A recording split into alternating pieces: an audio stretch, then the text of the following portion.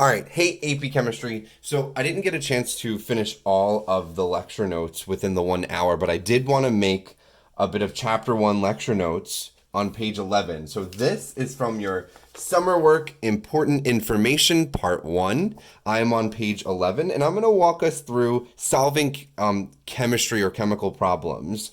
So in our lecture, I talked about converting from one unit to another. Many or oftentimes in AP chemistry, you'll have to convert between the following: milligrams to grams, milliliters to liters, Celsius to Kelvin, millimeters to mercury or to atmosphere, nanometers to meters, joules to kilojoule, joules to kilojoules per mole. Right? So these are going to be very important conversions we will do all year. So let's just do like a one example so you get the idea. This question says convert 988 millimeters of mercury to atmosphere. And I tell you, or you'll have the information that says 1 atmosphere is equal to 760 millimeters of mercury. Remember, you could convert from one unit to another using this tool here, which is known as dimensional analysis. Okay. And what you could do is you start with your given unit. So my given unit was 988 millimeters of mercury. You start with your given unit, and the unit that you start with is going to have to end up in the denominator. So I'm going to need millimeters of mercury. And the unit I want, which is atmosphere, is going to go on top. And it just so happens that in this conversion, 1 atmosphere is equal to 760 millimeters of mercury. So the 760 is tied to the millimeters of mercury, and the atmospheres is tied to the 1.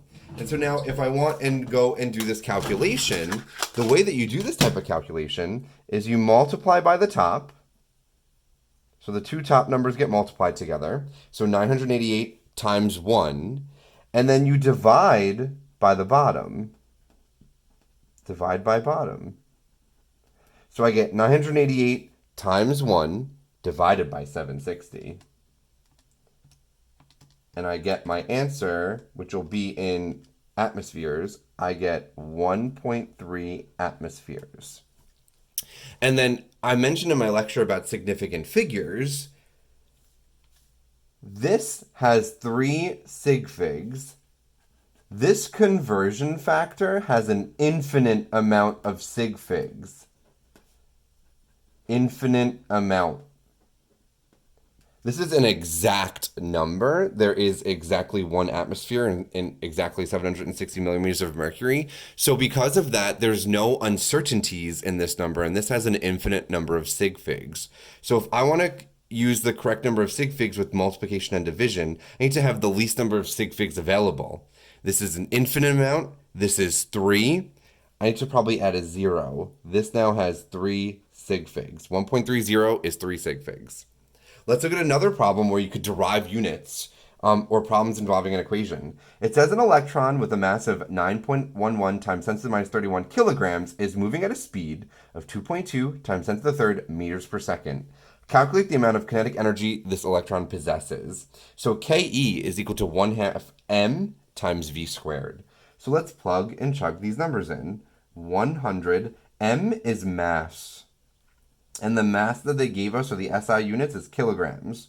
So 9.11 times 10 to the minus 31st kilograms times 10 to the minus 31st kilograms. And it's moving at a speed. Speed is v. V is speed. And that's in meters per second. Speed is v, and I'm going to square it. So 2.2 times 10 to the third meters per second. That whole thing I'm squaring.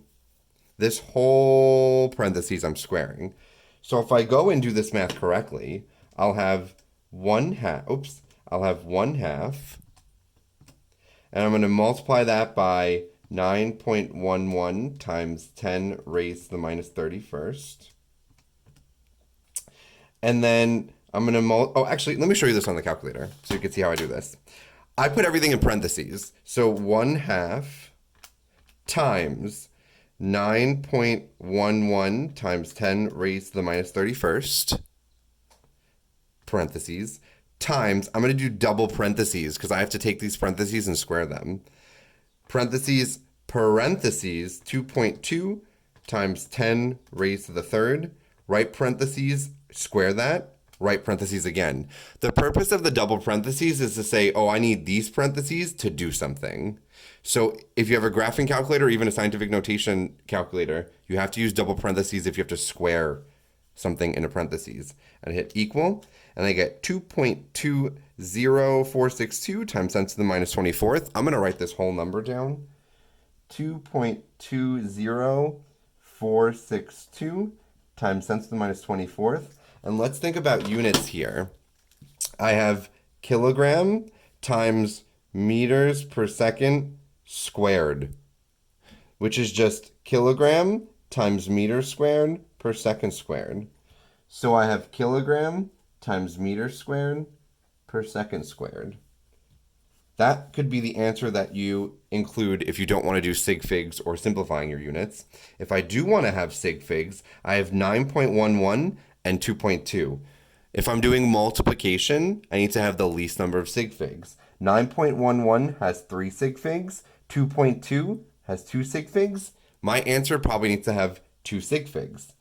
2 sig figs. So I just round it. 2.2 times 10 to the minus 24th kilogram times meter squared per second squared. The 10 to the minus 24th, does not count as part of sig figs. This is just the scientific notation. This does not count for sig figs. The 2.2 does. And then something else that I taught you very quickly and briefly in your notes, and they are on page 4 of your notes, that a joule, which is the unit of energy, is a kilogram times meter squared per second squared. A joule is a kilogram times meter squared per second squared. So because of that, I could express my answer as 2.2 times 10 to the minus 24th joule. These are all acceptable answers. And then the last question that I'll show you is,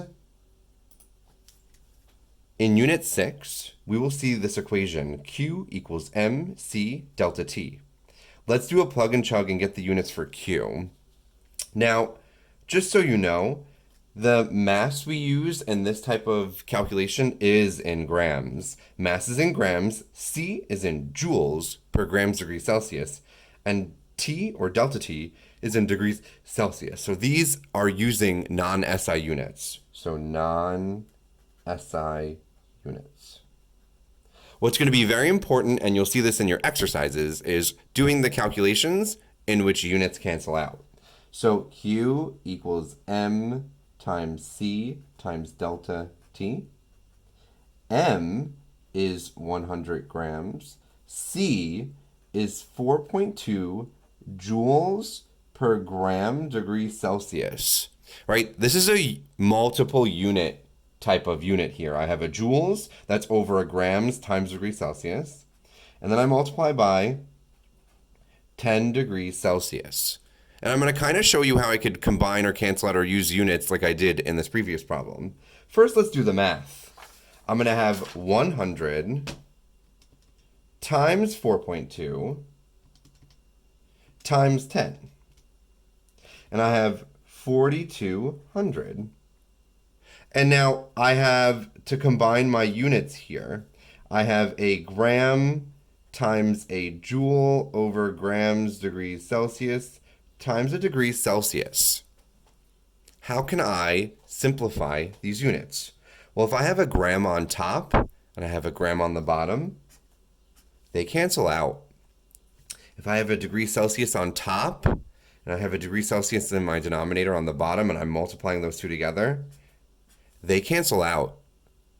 The only thing that's left is the J, which is the joule, and you should have gotten that.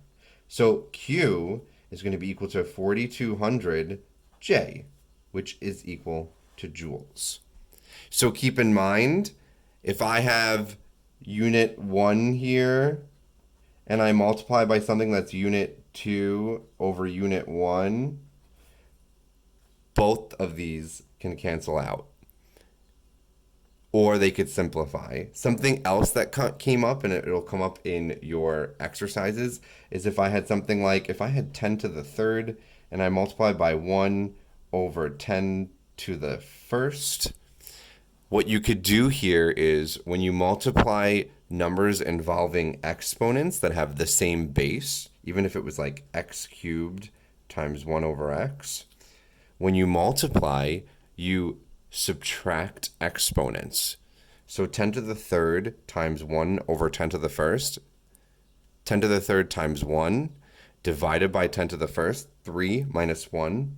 This just simply becomes 10 to the second. Same thing over here, x cubed times 1 over x.